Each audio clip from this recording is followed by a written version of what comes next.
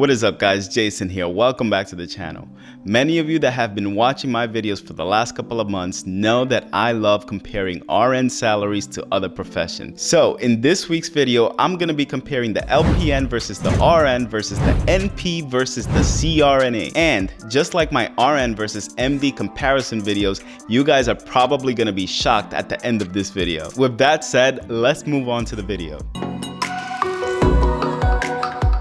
Alright guys, here we are, nurses to riches, LPN versus RN versus NP versus CRNA. In this video, we're going to be talking about education, work, roles and responsibilities, lifetime earnings, and I'm going to be showing you guys what the adjusted hourly rate is for all of these professions after calculating their lifetime earnings. Okay, first I'm going to compare each profession by years of training required, degrees and licenses required, roles and responsibilities, and work settings. So to start it off, let's talk about the LPN role. As someone who wants to become an LPN, you need an average of 1 year of training in order to become an LPN. That means that you need to enroll yourself in an LPN program, and you'd likely be finished after 12 months in the program. When it comes to degrees and licensing requirements, you're going to have to complete an LPN program and then pass the NCLEX PN. Once you're certified, you're able to apply for jobs as an LPN.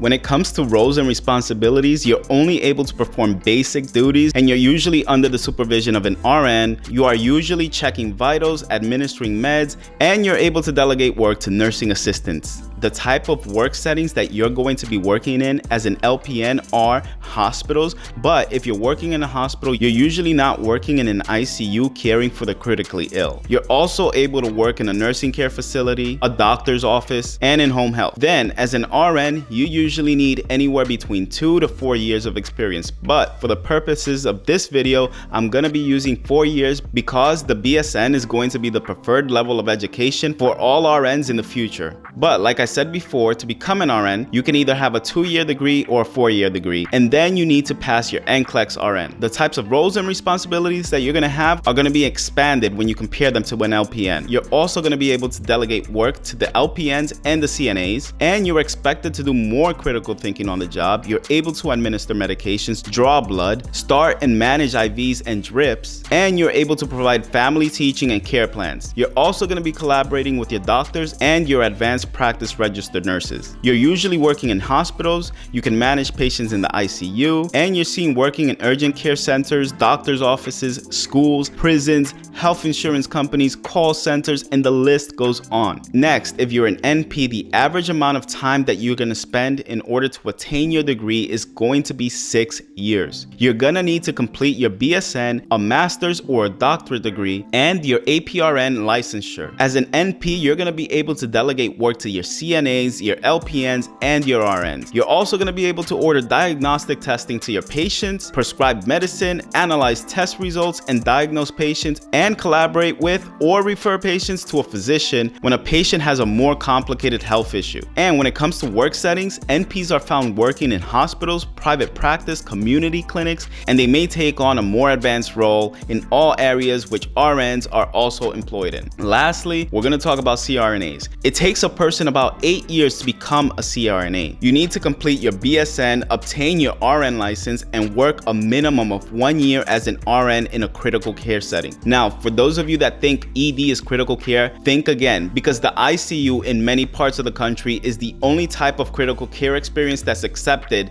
when you apply to a CRNA program. Then you also need to complete a minimum of a master's degree from a CRNA program. And lastly, before you can practice, you need to obtain your CRNA certification. So when it comes to roles and responsibilities though, you're going to be responsible for administering anesthesia and sedation, you're going to be monitoring patients during a procedure, and you're going to be inserting central lines and epidurals. You're also going to have to be knowledgeable about all of the different types of anesthesia medications and pay attention to any adverse reactions that the patients may have while under anesthesia. And lastly, when it comes to work settings, CRNAs are often working in hospital settings in the operating rooms, outpatient surgery centers, plastic surgery centers, dental offices, pain management centers, and public health centers. Many CRNAs are also able to practice independently in many of the states in the country. All right, so now that we know all about the different roles and responsibilities, how many years it takes to become any one of these professions, let's talk about the amount of time that they actually spend training. I converted the amount of years into hours that it takes all of these professions to complete all of their training and education. So for LPNs, it's gonna take 1,920 hours. For RNs, it's gonna take 6,400 hours. For NPs, it's gonna take 11,520 hours, which is almost twice as much as an RN. And for CRNAs, it's going to take 15,360, which is about 7 times more than it would take an LPN to obtain their license. All right, so now that we know this, how much debt are they going to accrue? Well, for LPNs, the average amount of debt that they're going to be accruing is about $10,000 to $15,000 nationally. For RNs, because we're talking about BSN in this video, they're going to be accruing about $23,711 in average debt. And for NPs, it's usually much higher. Now, one thing I like you guys to understand though, is that if you're working in a hospital setting or for a company that will pay for your education, it's going to be a lot less than what you see here. But the average amount of debt that an NP gets into by the time they graduate is going to be $149,000 in student loans. When we talk about CRNAs, on the other hand, it's a lot more than all of the other three combined. Nurses borrow about $200,000 by the time they're licensed as CRNAs. And as I do in my usual fashion, I'm gonna compare US salaries first. As an LPN in the United States, the median pay is going to be $48,820 per year. As an RN, you're going to be earning $75,330 per year. As an NP, you're going to be earning a median salary of $100,910 per year. And as a CRNA, your median salary is going to be $183,580 per year. Okay, so who earns the most over their lifetime without investing in a 401k? All right, I split this chart up in half with the gross annual income on the left and the net annual income without a 401k on the right. So if you're an LPN, you're going to be bringing home $39,448 per year after taxes. As an RN, you're going to be bringing home $56,238. As an NP, you're going to be bringing $71,795. And as a CRNA, you're going to be bringing home $122,285. Now, all of the numbers you see on the right-hand side have been calculated by a single person living in Sacramento, California. All right, now that we know what they make annually, as an LPN, it takes about 1 year before you can be licensed. So if you're 18 years old, you're graduating at the age of 19, and you will be working till the age of 65. By the time you're 65, you would have earned $1,796,031. As an RN who graduated high school at 18 and graduated with their BSN at 22 and would have retired at 65, you would have earned $2,382,996. Then, as an NP who began to practice as an NP at the age of 24 and retired at the age of 65, you would have earned $2,722,157 in your lifetime. Lastly, as a CRNA, this is where you're gonna see a huge jump. Even though as a CRNA, you would have begun practicing with your license at the age of 26, by the time you retire at 65, you would have earned $4,471,882. Now, all of these numbers have been calculated after their student loans have been paid off. Okay, so now that we know all of this, what does the adjusted lifetime hourly rate look like for these nurses that did not invest in their 401k? Well, as an LPN, you would have made an hourly rate of $19.90 per hour. As an RN, you would have made $26.39 per hour.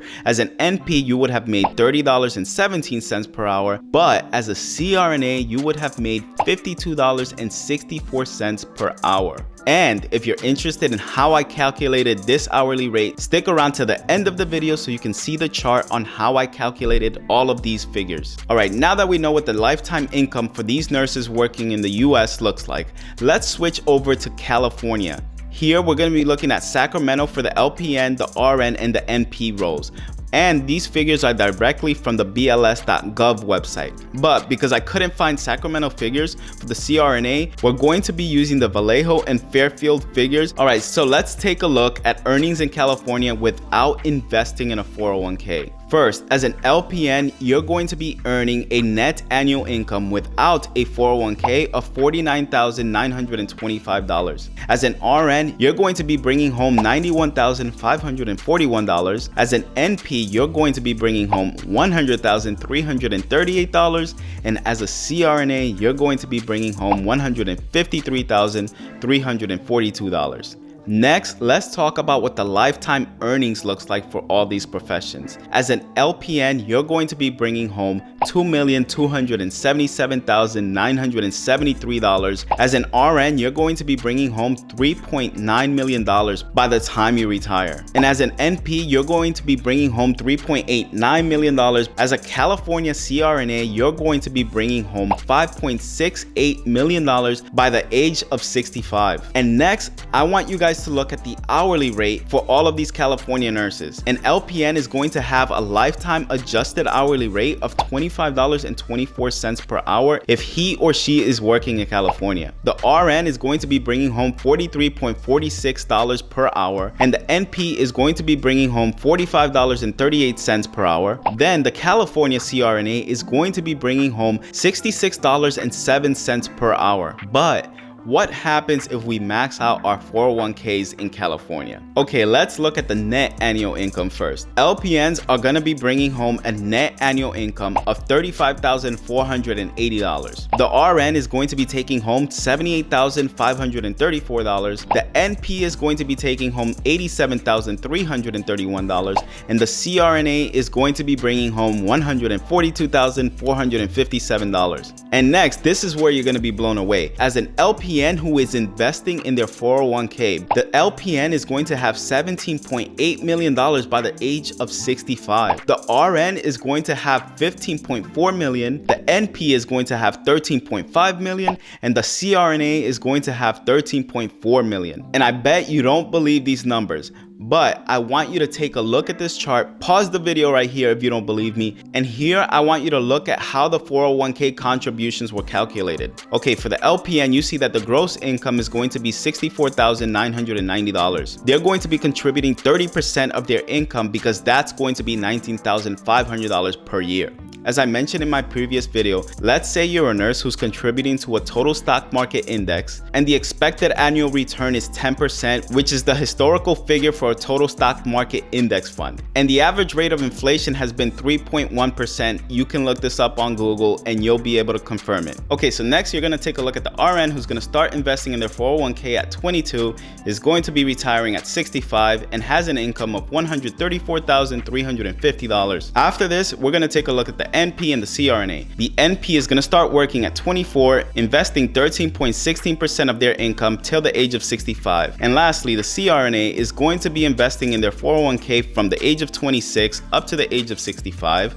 Their income is going to be $238,470 per year. And you can probably see that I did not include any raises in this figure. So without a doubt, these numbers are probably going to be a lot higher than what you've seen in these figures. Again, let's take a look at these numbers. 17.8 million, 15.4, 13.5, and 13.4. But what do these figures translate to if we convert them to a lifetime adjusted hourly rate? Well, if you're an LPN, you're going to be earning $197.51 per hour over your lifetime. As an RN, you're going to be earning $173.48 per hour. As an NP, it's going to be $150.14. And as a CRNA, you're going to be earning $152.45 over your lifetime. So, did you enjoy this video? If so, I want you guys to make sure you comment on the video, you like the video, and you subscribe to the channel. And if you guys like this video, I'm sure you guys are gonna like my other videos, so make sure you look at my playlist on what it's like to be a nurse in California. Also, for those of you that are looking to move to Sacramento, you better believe that I do have an upcoming video where I'm gonna be showing you guys our favorite neighborhoods in Sacramento to move to. I'm also gonna be showing you guys the most dangerous neighborhoods that you need to stay away from in Sacramento. Sacramento. And for those of you that are trying to get a job here in this area, I'm gonna be showing you guys a step-by-step process on what I did to apply for jobs here in Sacramento for me and Monica before we got hired. So with that said, I'll see you guys on the next one.